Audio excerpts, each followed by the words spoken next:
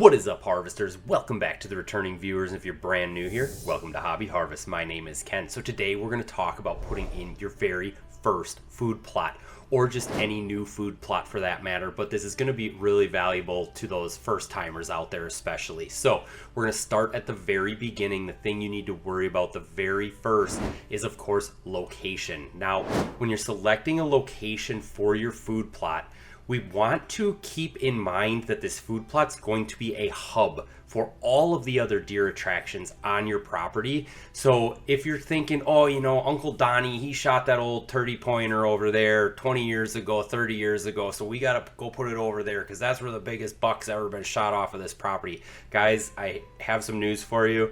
Your woods change every single year. So yeah, if there's like a topography funnel over there, or there's a bench over there, you have something with the topography that didn't change, then yeah, maybe that's a good area that's funneling deer to a certain area of your property.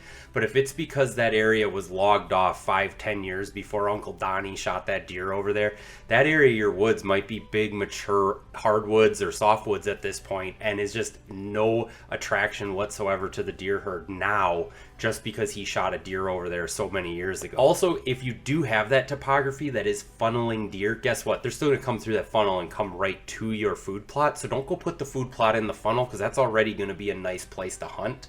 You can hunt there and adjacent to this food source. Let's make two nice areas on your property to hunt, okay? What you're looking for first and foremost is a flat area. Now, it doesn't have to be, you know, perfectly level, but at least something flat, like on a plane. Then we don't want to be doing the Winter Olympics on top of this food plot location. So what you're looking for is something that's relatively flat, even if it is on a slight hill. All of mine on my northwestern Wisconsin property are on some sort of hill, because that property is loaded with topography. But they're on an area that, just imagine if you get a big rain, doesn't wash everything instantly off of that food plot. That's the second thing. Once you find that flat area, you need to think of how you're accessing this to work on them. So food plots are going to be the part of your property that requires the most work year over year over year.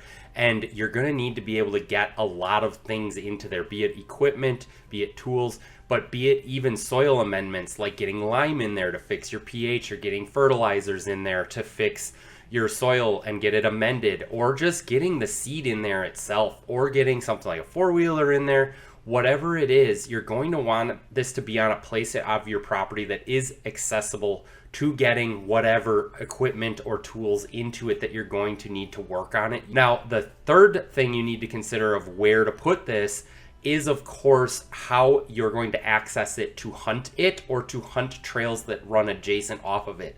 So like I said, this is going to be a hub on your property, and it is usually better to hunt those main trails coming into the food plot than the food plot itself. But we also don't want to put this food plot where, when you walk onto your property off of, say, the main road, or however you access your property, that the predominant wind is just dumping all of that scent right into the food plot and into the things adjacent to the food plot. So think, when you set these up, where is my wind going to be traveling as I move onto the property to hunt it? And now, if you do have topography, you got to keep in mind of your thermals as well. In the morning, as the day heats up, your thermals are going to carry uphill, and at night, as it cools down, your thermals are going to carry downhill, down into those holes and those pockets, down into low topography areas. So just keep that in mind as well, that even if the wind is going this way, but if it's carrying it down and off to the other side, you're going to want to be aware of that as well. Now, the last thing when you're selecting the location is, like, where on the overall footprint of your property do you want this to be? You do not want it to be in the deep, dark back corner of your property, because that's probably going to be where it's best to put bedding areas later. You do want to start with your food plots, because where are they bedding if they don't have a food source to come to? But you do want to keep in mind that this food source should probably be somewhere in the middle of your property. You don't want it right up against the road, and you don't want it in the deep, dark back corner either. But put it somewhere where, like I said, this is going to be a hub. So you want as much control off the edges of this food plot as you can have. So don't put it up against the edge of a property line, or up against the road where you come in, or so on and so forth. most likely the center-ish part of your property is going to be a good place to put this. Now, the other thing I always say is if you think you need to put in 2 acres of food, I would rather put in 4 half-acre food plots than 1 big 2-acre food plot. So keep that in mind as well, is just because you're putting in your very first food plot, it might be a little food plot, might be a little 1/8 acre, 1/4 acre. That's great. We all got to get started somewhere. But keep in mind that you might be putting in other little food plots in the area as well. And just kind of think overall, like, do those kind of make sense of where they're going so that I do have like some area of control off the edge of them to hunt them and to, you know, not put a food plot right on your property line. Your neighbor can sit on his side and hunt your food plot. So the next major thing I want to talk about is the equipment you're going to need to put in a food plot. Now, guys, you can do this really cheap. I'm going to talk about the cheap way to do it, and then what version of that equipment's the more expensive version that will be better, but also not exactly required. It's just more efficient and it's going to get a lot more done faster for you. But hey, we all have a budget, and whatever that is, we can get this done on a small budget. So first of all, we need to open them up. We need to have a spot for the food plot to be. So we need to get in there and clear out any trees, any brush. And how we're going to do that is you can literally do that with just like a little loppers. Like, go in there and lop stuff off if the trees are small enough. Get in there and pull them out with a 4-wheeler, with a truck if you can. Otherwise, just lop off as much stuff as you can to open up an area of the woods so that we can get these food plots down in there. Now, the more expensive version of that's going to be with a chainsaw. So if you have a chainsaw, you can get in there and clean this stuff out as well. And you're going to want to open up not just where the food plot itself is, but you're going to want to look to the south and make sure that big canopy is allowing sunlight down into the food plot, because the thing that a food plot needs is soil, sun, and water. And the easiest thing to get it is, of course, sunlight by cleaning out the trees. Then we got to amend that soil, and then we got to pray for rain. So just make sure that you are getting as much sunlight down into this plot as possible. So while you're clearing out where the plot itself is going, also clear out as much of that high timber and high brush to your south as well, to make sure we're getting all of that daylight sun down onto that plot. And the more sun that those plants get, the bigger and lusher they will grow. Now, the next tool is, of course, a steel rake. So we're going to have to do something to agitate that native soil. It hasn't been touched in however long, depending on where you're putting these food plots. You're going to want to get in there and agitate the soil, that very top layer of soil. I'm not a huge fan of like plowing, disking, tilling, because that gets down too far and you're going to bring up a ton of noxious weed seeds. Get any of those big rocks kicked out of there, any roots you can get ripped out of there, any turf or old thatch that's built up over the years on the top. Maybe you have a ton of leaf litter in there. Now, leaf litter is great for putting organic material into your soil, so it's not 100% bad, but if there's so much in there that when you throw a seed down, it just sits on top of the leaf layer and doesn't actually get some good seed to soil contact, you're going to want to clear all of that out at least your first year. Now, I'm all about regenerative agriculture and no-till food plotting. After this initial step, when you're establishing the food plot, all of my food plots have been cultivated. So if you want to upgrade from that rake, the more expensive thing is to get a cultivator for the back, like a 4-wheeler or a drag harrow. Those things only tear up the very surface of the soil. And what that will do is help you to break up all that old thatch, any old turf that might be there, depending on where you are, and get you some good seed to soil contact to start with. Then beyond that, I like to do no-till, but every single one of my food plots has been cultivated for this exact reason. It uproots a lot of that old native vegetation that you maybe couldn't catch with the chainsaw or whatever because it was too big, and it gets you a good base of seed to soil contact when you finally put your seeds down in it. Now, the next piece of equipment isn't exactly necessary, but if you do have a leaf blower, get it out there with you. A lot of this stuff, especially if it's leaf litter or just old dead growth from last year, to just clean it off to the edges of the food plot so that you can expose this soil for the first time and get going on it. Of course, once you're raking it or cultivating it and leaf blowing it, try to knock down those high spots, fill in the low spots, get this a little bit leveled out so you don't have like a big rain come in and just wash all of your seed down into like a little low spot of the plot.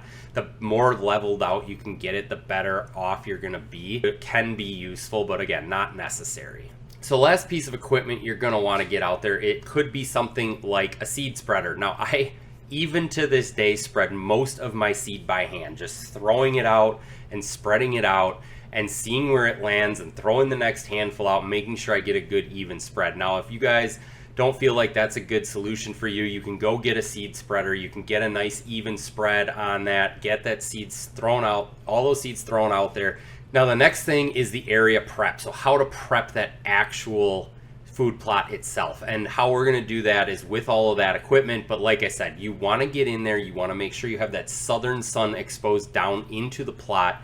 You're going to want to make sure you agitate that very top layer of soil for the first time and get it established so that you can have some good seed to soil contact. You're going to want to get that soil test, especially for that first year food plot, and make any soil amendments you need to. So you might be bringing hundreds, if not thousands of pounds of lime into a food plot, depending on the size of it.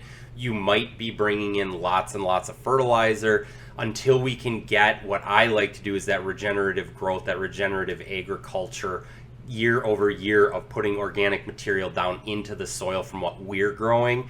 Then you won't need to worry about this so much. But if that year one, if your soil is just not that great, you're going to benefit heavily by making sure that you amend the soil and get it so that it is really good to start off, and then we can minimize using that stuff in the future. So that should cover your sunlight, that should cover your soil. We just pray for rain. Now guys, I know a lot of guys in the past have talked about trying to water their food plots. Now, yeah, if you can get a sprinkler out to them, you have a hydrant out there or something, you can somehow get well water on your food plots, then by all means throw a sprinkler on there, throw it on a timer, get some water on there. But if your food plots are like mine, where they're way back in the woods and you have no access to that, the thing is, some guys think that they could bring in like a water tank and try to water it, but the amount of water you need per acre, and then when you compare that to how many gallons of water that is, you're not bringing that in a tank. You would need like a water tanker from a semi truck, and then would need several semi trucks to water even a small food plot once you run the math on that. So you might think, hey, every little bit helps, and it does, but just keep in mind that we're really going to have to pray for rain. We're going to seed, of course, during the rainiest times of the year, and then just hope that we get good germination and these plots take off, because we are giving them great sunlight and great soil, and we're just hoping that we get that good rain on top of them. So the next major point is going to be your seed selection and your timeline. Now, if this is a first year food plot, you guys have never put in a food plot before, you're brand new to this, the first thing I want to tell you is when you go to those big box stores and you see those seed mixes with a picture of the big buck on front of them, do not buy those.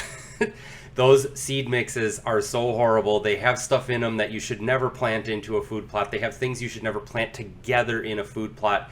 They have seeds that they're throwing in there just so that they can say it's in the mix, but it's something like a brassica mixed with a cereal grain. That cereal grain is going to grow up, explode, and choke out that brassica before that brassica ever has a chance of getting started. So yeah, the brassica is in the seed mix, but it's never going to grow in your food plot. So this is what you got to do at your very first food plot. We're going to make this foolproof for you so that you can get a good basis of understanding, and then let's upgrade to those more exotic, fancy food plot mixes. So your very first year, guys, just put down a winter rye food plot. If you guys are brand new to this, you just want something growing in your area, your deer herd's going to be, this is going to be all brand new to your deer herd too. So if you get literally anything growing in here, it's going to be an attraction to your deer herd. You don't have to try to put all the exotic blends that you hear guys talking about. Your specific deer herd's going to see this and go, ooh, that's a new piece of candy, I'm going to go get that. So let's just get you a basis of understanding and a basis of how to do this, and then year 2, 3, 4, we can try some of those more exotic things. So let's talk about the time of year that you want to plant it. So if you guys are in zone 4, you are going to want to target early August. If you guys are in zone 5, you're going to want to target mid-August. If you're in zone 6, you can target late August. And if you guys are further south than that, then what you guys want to do is just aim for where the start of your hunting season is, and then make sure you plant those plants a few months beforehand. So like if I'm in zone 5 here right now, I'm going to target the middle of August, but our bow opener is middle of September. So I want to get my food plot seed down 1 month before my bow opener. Now, the other thing to keep in mind with that though is that our gun opener isn't for another 2 months. So I'm planting my food plot 3 months before our gun opener, 1 month before bow opener. Now, where you are in your part of the world, if you're further down south, just target what time of year your season opener is. You want these plants to have grown enough to be a viable food source, but you don't want them to be mature. So this is why we don't plant food plots early in the season when the farmer plants his crops, because his crops are old and mature and not as desirable to the deer herd come the fall hunting season. And we have all this lush, young, green stuff growing in our food plots at the hunting season time, which makes them the number one food source in the area. The deer are going to compound that. That's the piece of candy they're after that time of year.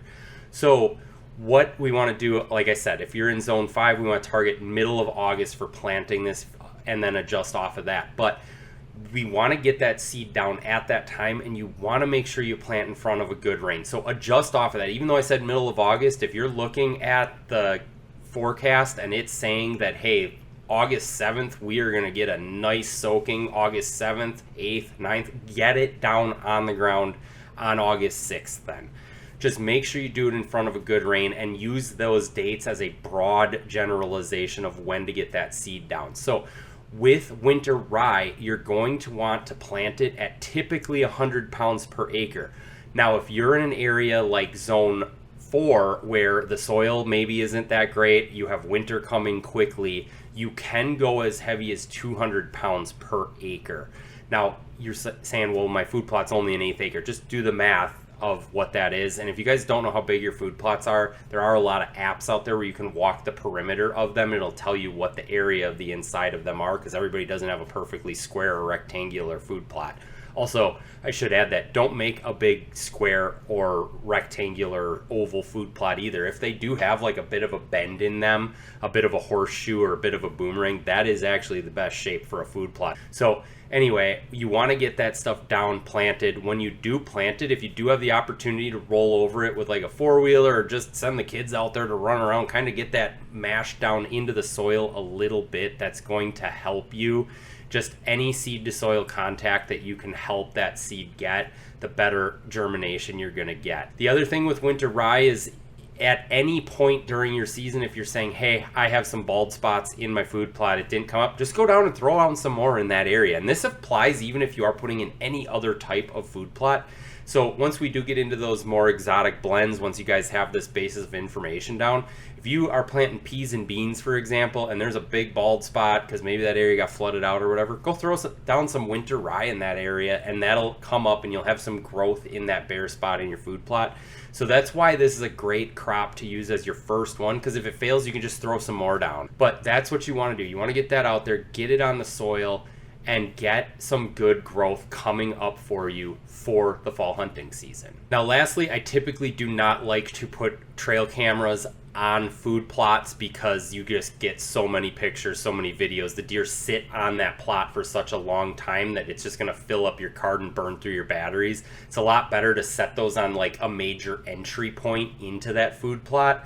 And now the other thing is, if you can do anything to thicken up the edges of that food plot, that's great. You can do that with switchgrass, but switchgrass takes a long time to get established. By simply opening up an area of the woods and letting that sunlight down, now that that sunlight's hitting the edges of that plot, it's going to naturally thicken up for you too. But whatever you can to thicken that up and make that like a safe, secure area is going to help you a ton. And then you'll be able to see where the holes or where the trails go off the edges of that thick cover around the edge of it as well. You'll really know where the deer are coming in and out, and that's really the ideal place to place a trail camera. But if you guys are brand new to this, throw one of those trail cams on the food plot so you can see how it's growing. It'll really give you some good recon so that you know that what you did is coming up or not every time you get a new picture if you have a cell cam. Otherwise you have to go pull the chip and check it out. The other thing you can do is put a seclusion cage. So just make a cage out of like chicken wire or whatever you got laying around and set it on the plot, stake it down so they can't move it. Because then when you go out there, you can see what grew inside the cage where they couldn't eat it and see how buzzed down it is around there. So you might go out to your plot and be like, man, nothing grew, but it did grow. They just were eating it so heavily that it got buzzed down to this shorter layer. and what's in that cage will be taller, and you would have seen what the rest of the plot would have looked like if the deer weren't eating on it. So if you guys are in the market for some new trail cams or trail cam accessories, I do have a discount code for you guys down in the description below. Go check that out. Even if you're just looking for new mounts or something, the discount code works on those as well. If you guys really enjoyed this video, please hit that like button, hit that subscribe button if you haven't already. If you enjoyed this video, YouTube thinks you're going to enjoy this one. Otherwise, go check out this one, and I'll catch you guys on the next one.